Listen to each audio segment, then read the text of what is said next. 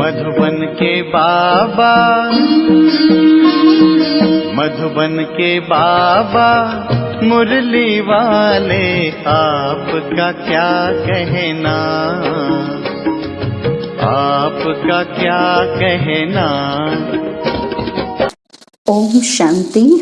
आज 8 नवंबर 2023 के साकार मधुर महावाक्य है। आज मीठे मीठे पापा दादा बोले, मीठे बच्चे, देह सहित ये सब कुछ खत्म होने वाला है, इसलिए तुम्हें पुरानी दुनिया के समाचार सुनने की दरकार नहीं। तुम बाप और वर्षे को याद करो।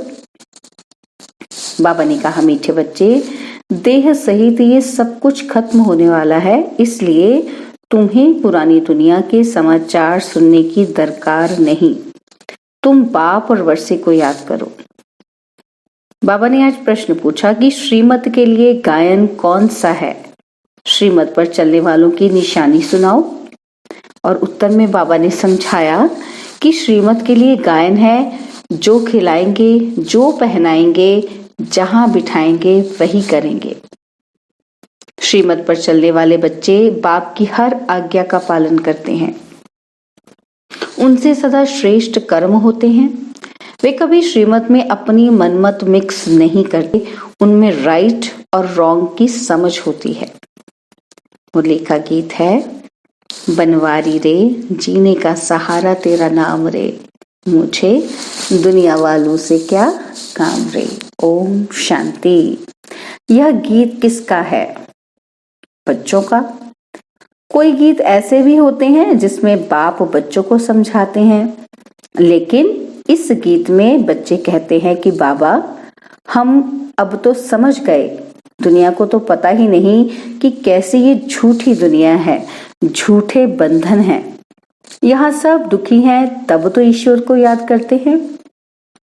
सतयुग में तो ईश्वर से मिलने की बात ही नहीं है, यहाँ दुख है, तब आत्माओं को याद पड़ता है। परंतु ड्रामा अनुसार बाप मिलते ही तब हैं जब स्वयं आते हैं। बाकी और जो भी पुरुषार्थ करते हैं सब व्यर्थ है, क्योंकि ईश्वर को सर्वव्यापी मानते हैं, ईश्वर का रास्ता गलत बताते हैं। अगर कहें कि ईश्वर और उनकी रचना के आदि मध्य अंत को हम नहीं जानते हैं, तो ये बोलना सच है। आगे ऋषि मुनि आदि सब सच बोलते थे। उस समय रजोगुणी थे। उस समय झूठी दुनिया नहीं कहेंगे। झूठी दुनिया नरक, कलयुग अंत को कहते हैं। संगम पर कहेंगे ये नरक है और वह स्वर्ग है।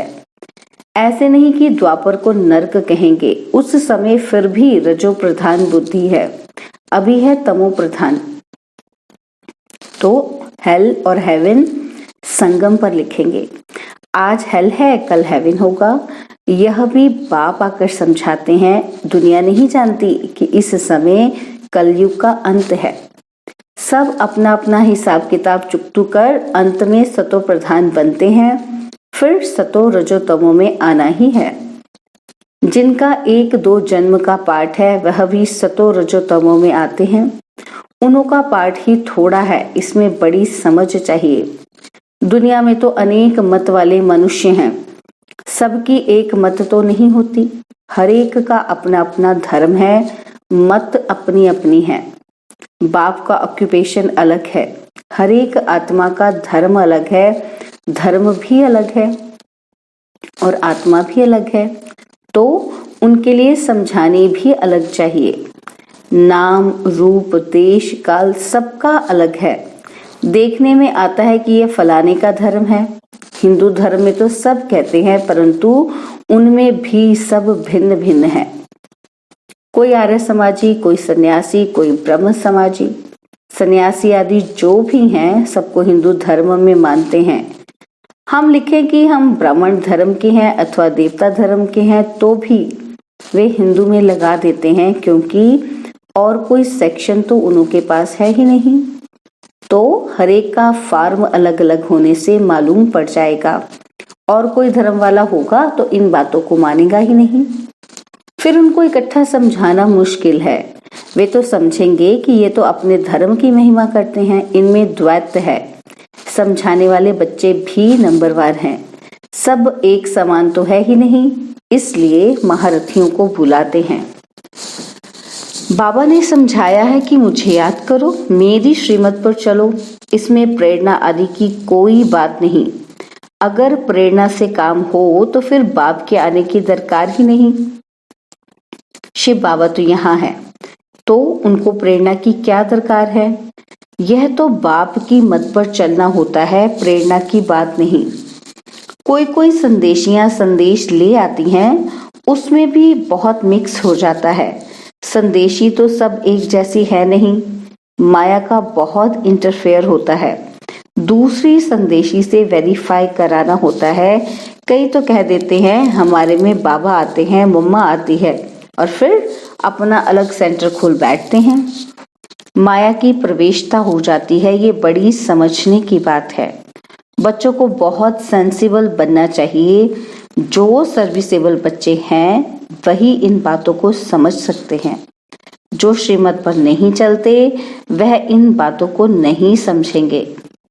श्रीमत के लिए गायन है कि आप जो खिलाएंगे, जो पहनाएंगे, जहां बिठाएंगे वह करेंगे। ऐसे तो कोई बाप की मत पर चलते हैं और कोई फिर दूसरों की मत के प्रभाव में आ जाते हैं। कोई वस्तु नहीं मिली, कोई बात पसंद नहीं आई तो झट बिगड़ पड़ते हैं। सब थोड़ी एक जैसे सपूत बच्चे हो सकते हैं।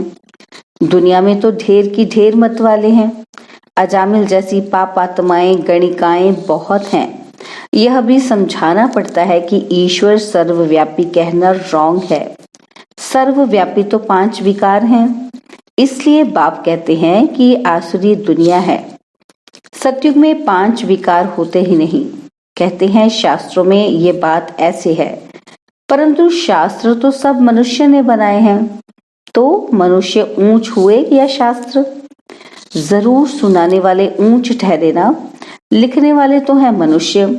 व्यास ने लिखा वह भी मनुष्य था ना।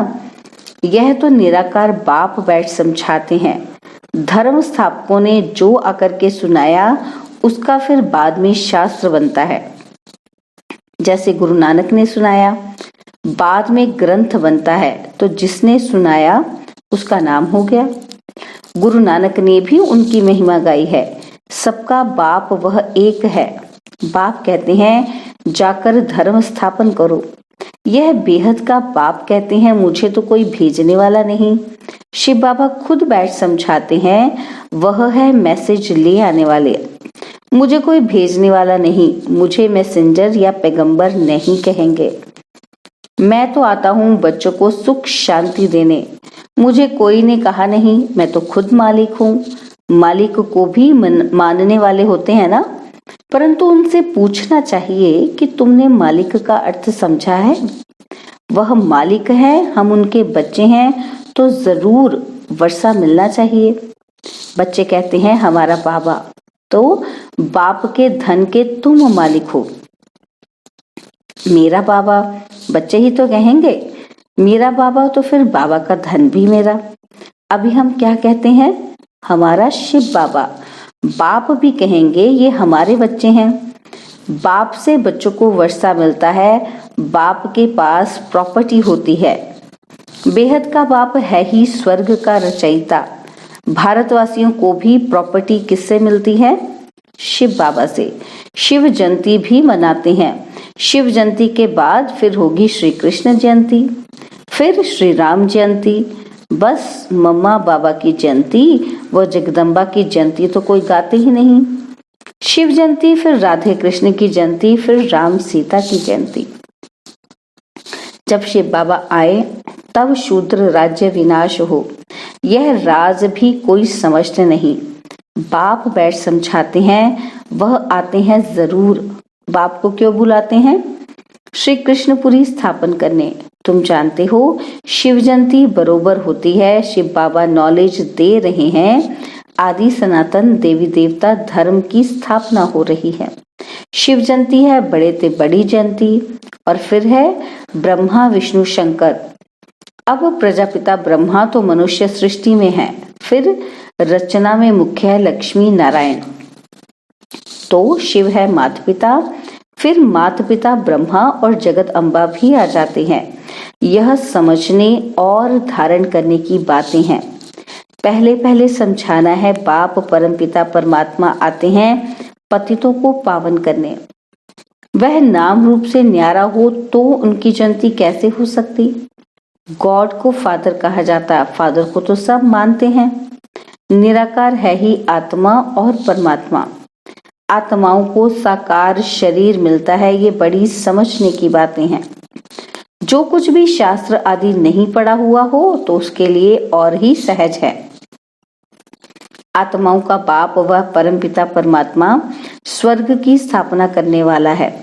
स्वर्ग में होती है रचाई, तो जरूर उनको संगम पर आना पड़े। सत्यु में तो आ ना सके, वह प्रालब्ध 21 जन्मों का वर्षा संगम पर ही मिलता है। यह संगम युग है ब्राह्मणों का। ब्राह्मण है चोटी, फिर है देवताओं का युग। हर एक युग 1250 वर्ष का है। अभी 3 धर्म स्थापन होते हैं, ब्राह्मण, देवता, क्षत्रिय, क्योंकि फिर आधा कल्प कोई धर्म नहीं होता। सूर्यवंशी चंद्रवंशी पूज्य थे, फिर पुजारी बन जाते हैं। वह ब्राह्मण तो किस्म किस्म के होते हैं। अभी तुम अच्छे कर्म कर रहे हो जो फिर सतयुग में प्रारब्ध पाओगे। बाप अच्छे कर्म सिखलाते हैं। तुम जानते हो, हम श्रीमत पर जैसे कर्म करेंगे, औरों को आप समान बनाएंगे तो उसकी प्रारब्ध मिलेगी। अभी सारी राजधानी स्थापन होती है। आदि सनातन देवी देवता धर्म की राजधानी होती है। यहाँ है प्रजा का प्रजा पर राज्य। पंचायती राज्य है, अनेक पंच हैं, नहीं तो 5 पंच होते हैं। यहाँ तो सब पंच ही पंच हैं। सो भी आज हैं कल नहीं। आज मिनिस्टर हैं, कल उनको उतार देते हैं। एग्रीमेंट कर फिर कैंसिल कर देते हैं। यह है अल्पकाल का क्षण भंगुर राज्य। किसी को भी उतारने में देरी नहीं करते हैं। कितनी बड़ी दुनिया है। अखबारों से कुछ न कुछ पता पड़ता है। इतने सब अखबार तो कोई पढ़ ही नहीं सकता। हमको इस दुनिया के समाचार की दरकार ही नहीं। यह तो जानते हैं कि देह सहित सब कुछ इस दुनिया का खत्म हो जाने वाला है। बाबा कहते हैं सिर्फ मुझे याद करो तो तुम मेरे पास आ जाएंगे। मरने के बाद सारा साक्षात्कार होगा। शरीर छोड़कर फिर आत्मा भटकती भी है। उस समय के हिसाब किताब भोग सकते हैं। तो साक्षात्कार सब होता है, अंदर ही अंदर साक्षात्कार करते हैं, भोगना भोगते हैं। बहुत पछताते हैं कि हमने नाहक ऐसे किया। पश्चाताप होता है ना। कोई जेल बर्ड होते हैं, कहते हैं जेल में खाना तो मिलेगा, मतलब खाना खाने से काम है, इज्जत की परवाह ही नहीं। तुमको तो कोई तकलीफ नहीं। बाप है तो बाप की श्रीमत पर चलना है। ऐसे भी नहीं कि किसी को दुख देंगे, वह तो है ही सुखदाता। आज्ञाकारी बच्चे तो कहेंगे बाबा जो आप डायरेक्शन देंगे, तुम ही से बैठूं, तुम ही से खाऊं। ये शिव बाबा के लिए गाया हुआ है। भागीरथ अथवा नंदीगण भी मशहूर है। लिखा हुआ है ना कि माताओं के सिर पर कलश रखा तो वह फिर गौ दिखाते हैं। क्या क्या बातें बना दी हैं। इस दुनिया में कोई एवर हेल्दी हो नहीं सकता। अनेक प्रकार के रोग हैं, वहां कोई रोग नहीं है। ना कभी अकाल मृत्यु होती है। समय पर साक्षात्कार होता है। बूढ़ों को तो खुशी होती है। बूढ़े जब होते हैं तो खुशी से शरीर छोड़ते हैं। साक्षात्कार होता है कि हम जाकर बच्चा बनूंगा। अभी तुम जवानों को भी इतनी खुशी है कि हम शरीर छोड़कर जाकर प्रिंस बनेंगे। बच्चे हो या जवान हो, मरना तो सबको है ना। तो सबको ये नशा रहना चाहिए कि हम जाकर प्रिंस बनेंगे। जरूर जब सर्विस करो तब तो बनो। खुशी होनी चाहिए। अभी हम पुराना शरीर छोड़ बाबा के पास जाएंगे। बाबा फिर हमको स्वर्ग में भेज देंगे। सर्विस करनी चाहिए। बच्चों ने गीत सुना, बंसी वाला कृष्ण तो है ही नहीं। मुरली तो बहुतों के पास होती है, बहुत अच्छी अच्छी बजाते हैं। इसमें मुरली की बात नहीं। तुम तो कहते हो श्रीमत एक बाप ही देते हैं। जब तक कोई बच्चा नहीं बनता तब तक ये बातें समझ भी नहीं सकता। और इसमें फिर श्रीमत पर चलने की बात है। अपनी मत पर चलने से थोड़ी ऊंच पद पा सकेंगे। बाप को जो जानते हैं वह बाप का परिचय औरों को भी देंगे। बाप और रचना का परिचय देना है। किसी को बाप का परिचय नहीं देते तो गोया खुद जानते ही नहीं। अपने को नशा चढ़ा हुआ है तो औरों को भी चढ़ाना है। अच्छा, मीठे मीठे सिकिलते बच्चों प्रति माता पिता बाप दादा का याद प्यार और गुड मॉर्निंग। रूहानी बाप की रूहानी बच्चों को नमस्ते। हम रूहानी बच्चों की रूहानी बाप दादाजी को दिलवा जान सिकवा प्रेम से नमस्ते। ओम शांति। प्यारे बाबा, मीठे बाबा, मेरे बाबा, शुक्रिया बाबा, शुक्रिया बाबा, शुक्रिया। धारणा के लिए मुख्य सार है, पहला पॉइंट है श्रीमत पर सदा श्रेष्ठ कर्म करने हैं। दूसरों की मत के प्रभाव में नहीं आना है। सपूत बन हर आज्ञा का पालन करना है। जो बात समझ में नहीं आती है उसे वेरीफाई जरूर कराना है। और सेकंड पॉइंट है सदा इसी नशे व खुशी में रहना है कि हम यह पुराना शरीर छोड़ प्रिंस बनेंगे। नशे में रह ईश्वरीय सेवा करनी है।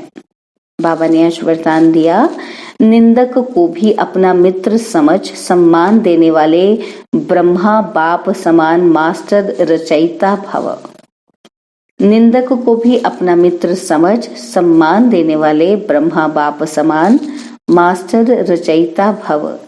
जैसे ब्रह्मा बाप ने स्वयं को विश्व सेवाधारी समझ हर एक को सम्मान दिया, सदा मालिकम सलाम किया, ऐसे कभी नहीं सोचा कि कोई सम्मान देवे तो मैं दूं। निंदक को भी अपना मित्र समझकर सम्मान दिया। ऐसे फॉलो फादर करो। सिर्फ सम्मान देने वाले को अपना नहीं समझो, लेकिन गाली देने वाले को भी अपना समझ सम्मान दो, क्योंकि सारी दुनिया ही आपका परिवार है। सर्व आत्माओं के तना आप ब्राह्मण हो, इसलिए स्वयं को मास्टर रचयिता समझ सबको सम्मान दो, तब देवता बनेंगे। स्लोगन है, माया को सदा के लिए विदाई देने वाले ही बाप की बधाइयों के पात्र बनते हैं। माया को सदा के लिए विदाई देने वाले ही बाप की बधाइयों के पात्र बनते हैं। ओम शांति। और अब यह एक बहुत अच्छी वीडियो भी जरूर देखें।